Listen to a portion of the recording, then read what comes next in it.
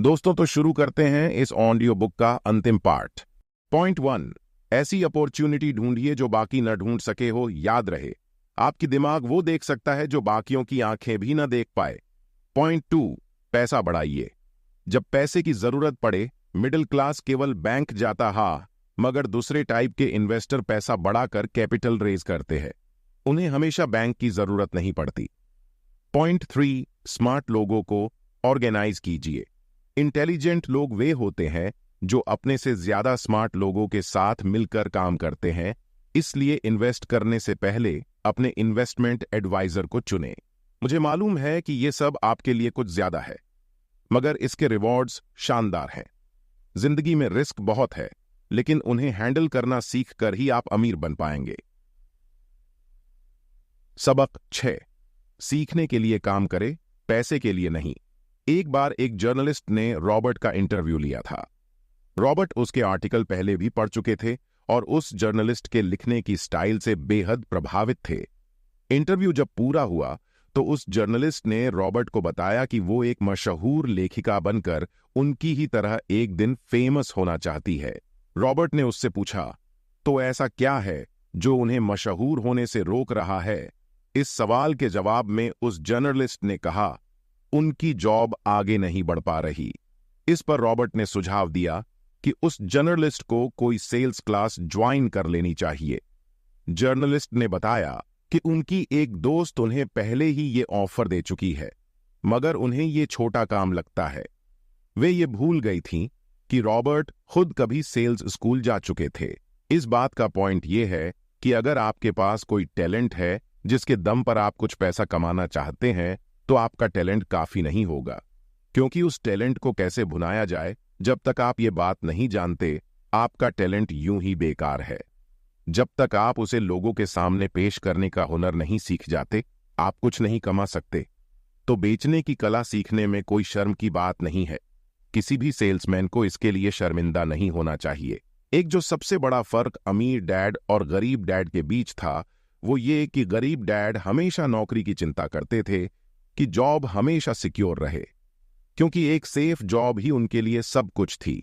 जबकि अमीर डैड हमेशा सिर्फ और सिर्फ कुछ सीखने पर जोर देते थे। अमीर बनने के लिए आपको बहुत कुछ सीखना पड़ेगा। इसके अलग पहलू को देखें तो स्कूल हमें रिवॉर्ड करते हैं किसी एक ही खास चीज में महारत के लिए। इसका एक उदाहरण देखिए।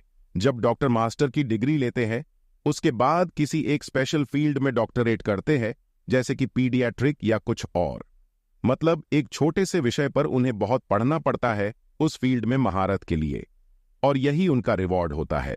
ऐसे ही बहुत कुछ जानने के लिए जो थोड़ा बहुत आप सीखते हैं, वो नॉलेज तभी आएगी जब आप अलग अलग कंपनियों के लिए काम करेंगे, दुनिया की अलग अलग चीजों को जानेंगे, चीजें कैसे काम करती है, ये सभी बातें अनुभव करेंगे, तभी आपकी नॉलेज बढ़ेगी।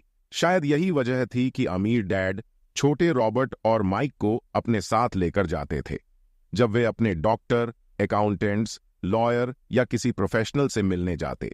जब रॉबर्ट ने मैरिन कॉर्म्स ज्वाइन करने के लिए अपनी हाई पेइंग जॉब छोड़ी, तो उसके गरीब मगर पढ़े लिखे पिता समझ नहीं पा रहे थे कि आखिर रॉबर्ट ने ऐसी शानदार नौकरी क्यों छोड़ी। वे एक तरह से इस फैसले से सख्त निराश हुए। रॉबर्ट ने उन्हें समझाने की हर मुमकिन कोशिश की कि उनका ऐसा करना क्यों जरूरी था, मगर उन्हें ये बात हजम नहीं हो रही थी।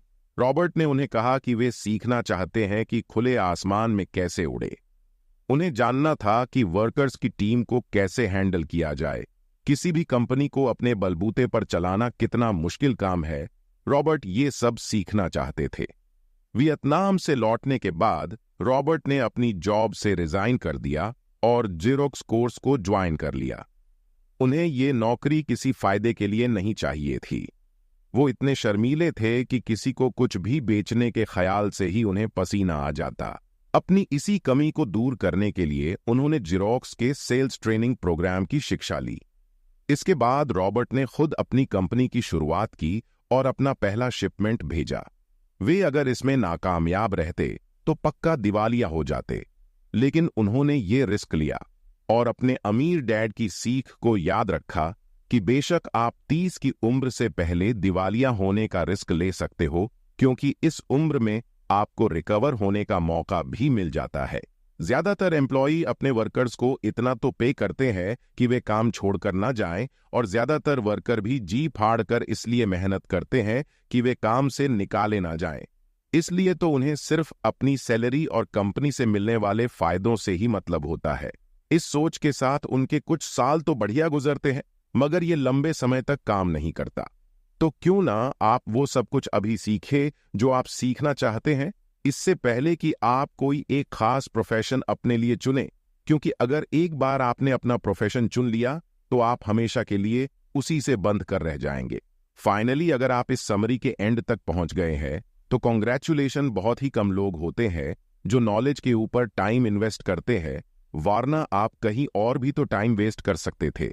दोस्तों, आपने इस ऑडियो बुक को सुना है क्योंकि आप भी जानना चाहते थे कि लोग इतनी मेहनत करने के बाद भी अमीर क्यों नहीं बन पाते।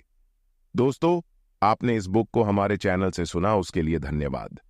हमारे चैनल स्मार्ट ऑडियो बुक्स को सब्सक्राइब करें। यहां हम ऐसी ही ऑडियो बुक्स अपलोड करते हैं जो आपको स्मार्ट बना देगी। धन्यवाद।